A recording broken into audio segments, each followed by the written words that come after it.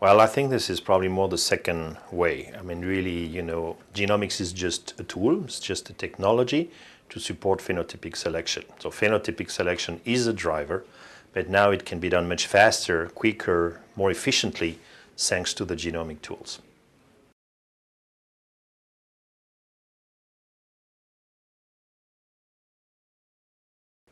Here again, my tendency will say that the second. Again, they have a lot of now institutions, universities, and research groups that are doing fantastic jobs for this.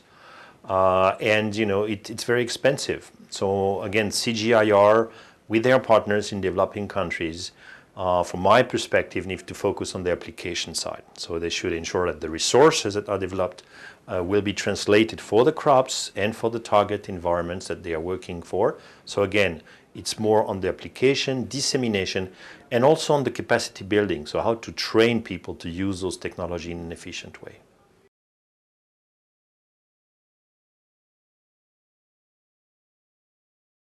It's again difficult to answer the questions because it's really on the case by case.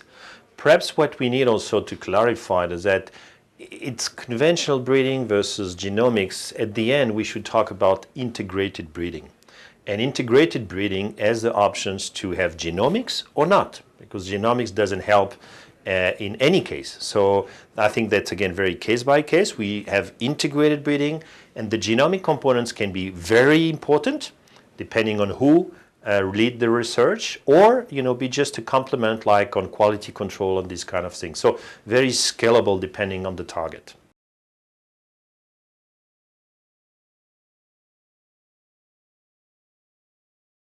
Probably, I think in few years you will have already quite significant impact, especially for crops, like rice, maize, that have been already well studied. Some legumes also, like chickpea or cowpea, are also taking up quite a high speed to include genomics into the process of generating new varieties.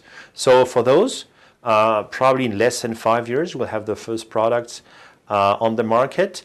But the general tendency, I would say that probably the major impact should happen, between 5 to 10 years.